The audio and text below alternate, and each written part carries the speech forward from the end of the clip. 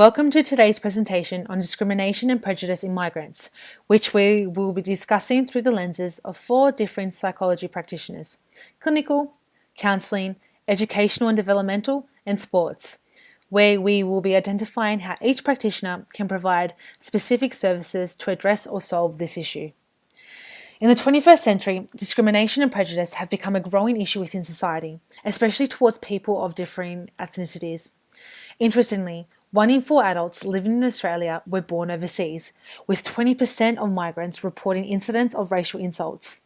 In 2006 alone, migrants under the age of 18 comprised of 44% of the total population of migrants entering Australia, with a further 49% of adolescents between the ages of 12 and 16 reported experiencing ethnic discrimination. Kim will be addressing adolescence and this matter of discrimination and prejudice further in the presentation. Such statistics are alarming, for Australia is known to be one of the most multicultural and accepting countries in the world, yet migrants continue to be discriminated and prejudiced against. I will be looking at this topic through a clinical psychologist's perspective. Clinical psychologist's role involves both clinical practice and theory in order to help prevent, understand, and reduce psychologically based symptoms or distress. Clinically, the effect that discrimination and prejudice has upon the mental well-being of migrants can be examined, with further scientific-based and up-to-date therapies and strategies being developed. Being scientist practitioners, clinical psychologists are able to diagnose psychological, behavioural, and emotional disorders, as well as develop, provide, and implement personalised treatment and therapeutic plans. Migrant is a broad term that encompasses an individual who is seeking refuge or moving due to economic reasons. Discrimination is the act of treating or proposing to treat someone in an unfavourable way, based on personal characteristics protected by the law. And as you can see from the slide, we have direct discrimination and indirect discrimination.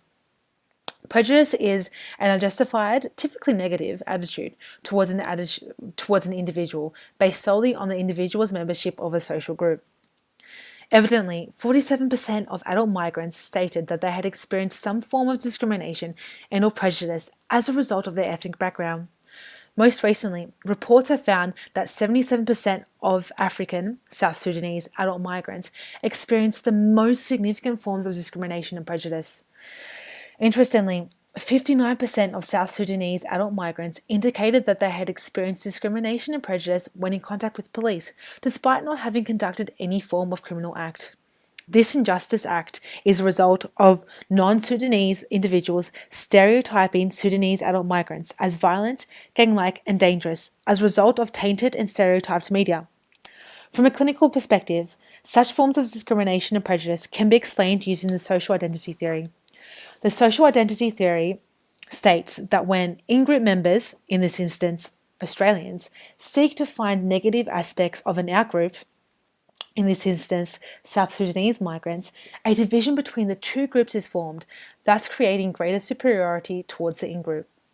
This creates a sorting system whereby individuals begin to socially categorize, identify, and compare individuals in order to determine whether they are in an in-group or out-group, therefore creating the opportunity for discrimination and prejudice to occur. Social identity theory eloquently portrays how societal members can significantly influence one another through categorizing individuals based on specified and specific characteristics and traits, and how such migrant groups can experience high percentage of discrimination and prejudice acts. Evidently, the media coverage of acts of terror being committed by Sudanese and South Sudanese adults has led to societal perspective towards such migrant groups as being negative. However, Australia's Crime Statistics Agency has stated that although Sudanese and South Sudanese individuals allegedly did commit 807 crimes across the year, the number only represented approximately 1% of unique offenders population. This suggests that the media has over-exaggerated the crimes committed by such migrants, as evidence illustrates that the crimes committed by South Sudanese and Sudanese migrants are significantly less than non-migrants' affairs, as you can see from the slide. Such misinformation presented by our media emphasises the significant amount of stereotyping that occurs between the in-groups and the out-groups. From a clinical perspective, our perception on society is largely shaped by mass media output, therefore illustrating how exposure to stereotypes significantly shapes an individual's perspective as well as the statistics presented. Consequently, this negative exposure leads to migrants experiencing anxiety, depression, and trauma, with repeated exposure resulting in clinically severe mental health cases such as manic depression.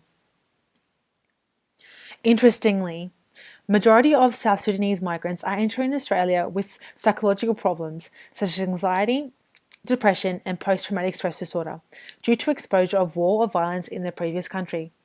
Without dealing with prior mental health issues, exposure to prejudicial and discriminatory behaviours may increase.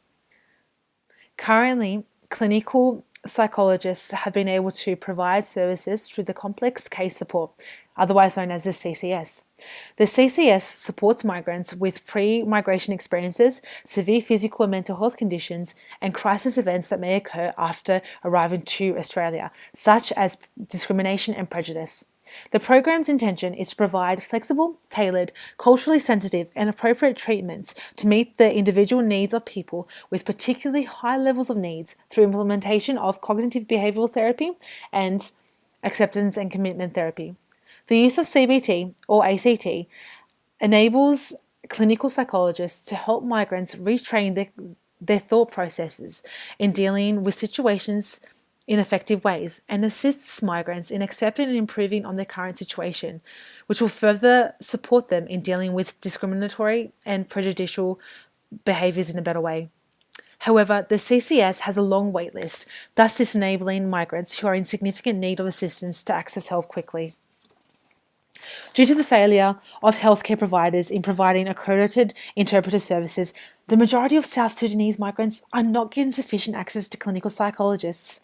Of the psychological services available for South Sudanese migrants, there are only 3 that are tailored for migrants and supported by clinical psychologists, with further access to clinical psychologists limited due to lengthy waiting lists and cost barriers. This creates further discrimination towards minority migrant groups, as every human being has the right to access health services. With continual migration of South Sudanese migrants to Australia, it is crucial that more government-supported psychological services and programs are provided, as leaving mental health issues untreated can lead to clinically severe mental health problems, such as schizophrenia and manic depression. Clinical psychologists have the ability to create programs and facilities through demonstrating how access to health and psychological services can assist minority groups in dealing with discrimination and prejudice. However, government restraints on the amount of funding that can be provided to services such as group counselling for migrants is a significant barrier to achieving this. Next up, we have counselling psychology, and this will be discussed by Ezra.